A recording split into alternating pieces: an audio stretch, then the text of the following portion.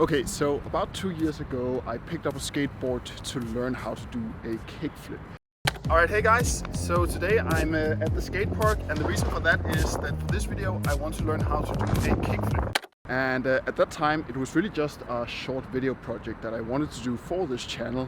Now, when I was younger, I did do a bit of skateboarding when I was around 10 or 11 years old. The one thing that I never learned to do properly was a kickflip. I never managed to land an actual kickflip. What I didn't know, however, was that skateboarding would end up being a sport I would grow to fall in love with. So I thought I'd come to the skate park today to take you guys through this journey I've been on for the last 3 years. So as you can probably guess, this whole journey all started with the kickflip. During the first lockdown of the pandemic, I found myself with some extra time on my hands and decided it was time to learn what is probably the most well-known trick of skateboarding. Now, surprisingly, despite not having touched a skateboard since I was 10 years old, it only took me about 2.5 hours of attempts over the course of 2 days before I landed my first kickflip. And while this was definitely a big milestone, the whole idea was simply just to land the kickflip as part of a video project I was doing for this channel. So unfortunately afterwards, I quickly moved on to other projects and left my skateboard to sit and collect dust. Fast forward 6 months, I decided to do another video project with the skateboard, this time with the goal to learn and land a heel flip. And while I did eventually manage to land a heel flip after a couple of hours of practice, the pretty much exact same thing happened again. I got really excited about the skateboard for the video project, landed the trick I was aiming for, and then quickly moved on to do other projects for the channel, letting my skateboard sit to collect dust once again. Now, I ended up doing one more video project shortly after where I learned how to drop in on a quarter pipe. But after that, I eventually ended up shelving my skateboard once again, this time for 7 months. Shit, that's super scary.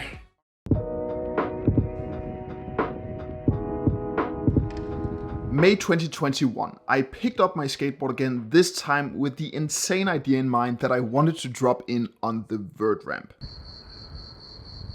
When I first learned to drop in, I had taken the strategy of starting with small ramps and then slowly making my way up to bigger ones. I tried the same approach to drop in on the vert ramp, but it didn't take long before reality hit me like a brick wall.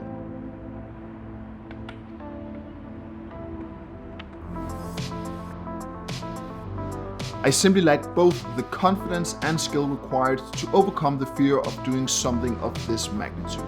You see, at this point, due in large part to a lack of practice, my ollies were extremely inconsistent. It still took me a few dozen attempts to land my flip tricks, and I generally still didn't feel very comfortable on my board. So for the first time since I started this channel, I had to give up on a video project, which definitely did make me feel a bit discouraged at first. Funny enough, however, this also ended up being what would ignite a genuine passion for the sport that I hadn't felt before up until that point. I wanted to get better, and I knew that to gain the confidence and skill required for my goal, I had to start actually skating and be more consistent with my practice. At this point, I also had to accept that I definitely wasn't as good as I thought I was, just because I had landed a few tricks for video projects in the past. To sum it up, it was pretty much back to square one, working on the basics. So in the beginning, I would rarely even attempt flip tricks. Instead, my main focus was to get comfortable on my board.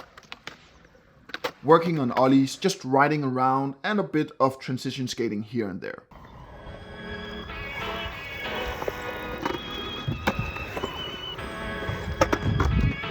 Yes.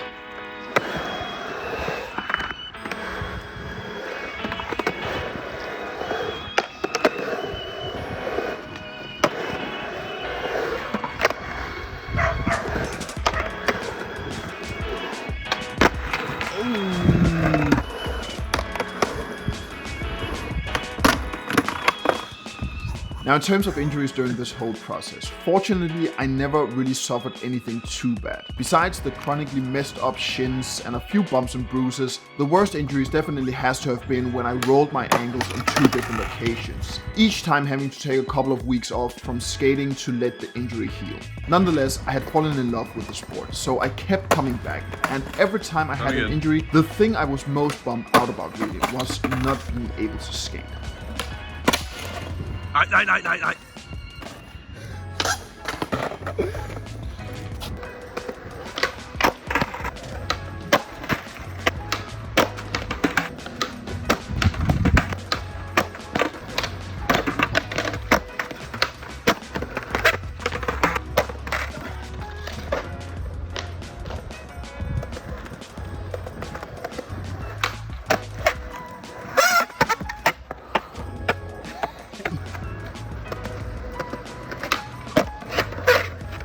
Now, as time moved on, I stayed consistent with the 2 to 3 weekly skate sessions and actually began seeing decent progress.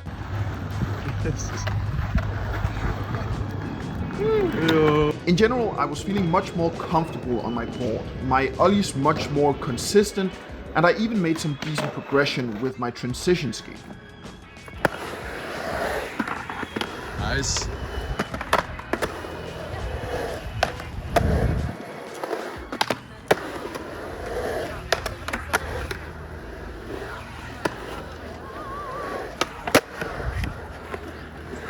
The consistent ollies had also allowed me to start working on basic ledge tricks like the frontside 50-50 grind, which I've eventually become pretty consistent with.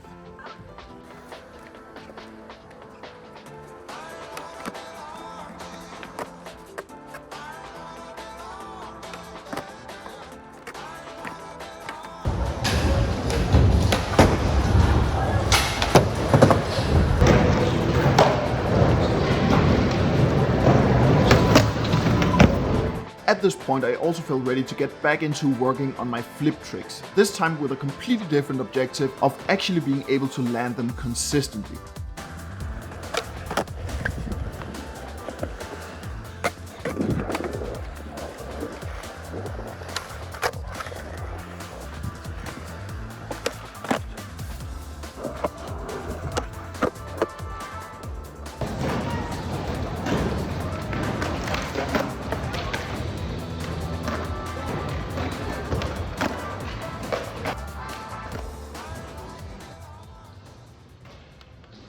And that pretty much brings us to the present.